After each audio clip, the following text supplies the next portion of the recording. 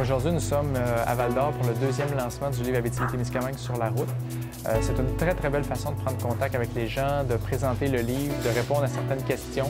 C'est toujours un plaisir de rencontrer les gens.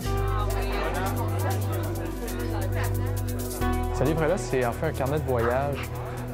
C'est un peu mes aventures sur le terrain en Abitibi-Témiscamingue. Donc, j'ai voulu inviter les gens à me suivre dans mes péripéties photographiques à travers à la fois mes endroits préférés, mais aussi de nouveaux points de vue. On voulait faire quelque chose de plus dynamique, quoique l'autre est un livre classique, un livre qui devait avoir son existence. Et là, cette fois-ci, on y va vraiment sur un texte qui est très imbriqué avec les photos et la démarche photo. Une des photos qui est très spectaculaire, à mon sens, sur le plan du thème de la route, c'est la photo de page couverture.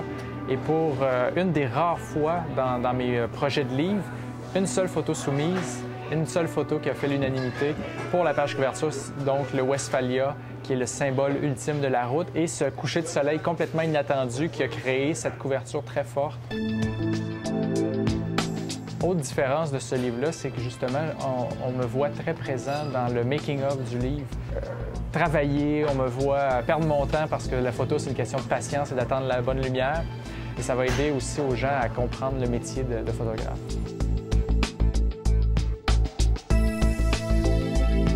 Il y a plusieurs portraits au fil du récit, mais un qui me fascine le plus, c'est celui de la rivière Darling, qui est dans le fond une extension de la rivière des Outaouais. Et c'est deux hommes, des pêcheurs que j'accompagnais, qui sont dans la chaloupe. Et il y a eu un moment complètement magique. Le temps s'est arrêté avec une caresse sur la tête du chien, les yeux fermés, les cigares, le regard complice du maître du chien. Donc ça, c'est une photo qui est très, très forte sur le plan des portraits.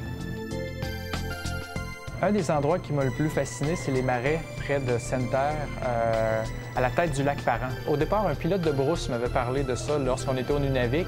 Il m'avait dit « Ah, au nord de Sainte-Terre, il y a des Everglades, de véritables Everglades. » C'est de toute beauté de voir cette réserve végétale-là, d'eau, de nature. Lorsque j'ai survolé le Témiscamingue, on a fait un arrêt à un endroit qui est très, très spectaculaire, qui est anciennement connu sur le nom du lac Serre, le lac Brinnan.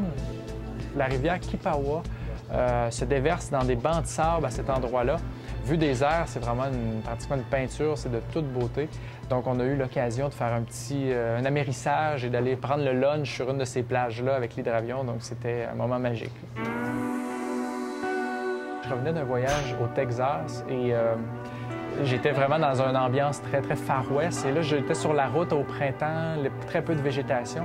Et j'ai fait un stop rapide à Sainte-Gertrude et j'ai vu un vieux garage qui était pas à la délabre, mais un petit peu... il manquait d'amour, mais la carte postale que ça donnait avec le ciel bleu, le garage blanc, la pelouse jaune, ça semblait venir d'une autre époque, un autre endroit, la route 66. Donc, c'est un petit arrêt que j'ai fait, mais la photo, elle est très symbolique.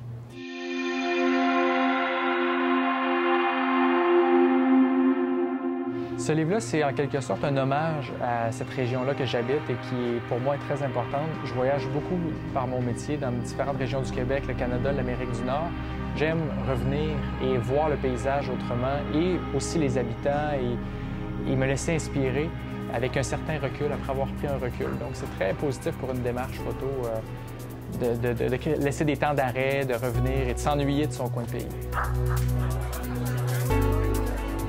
J'ai très hâte de voir comment le lecteur va réagir avec l'interaction que j'ai essayé de créer entre le récit, les photos et le voyage sur la route que je propose.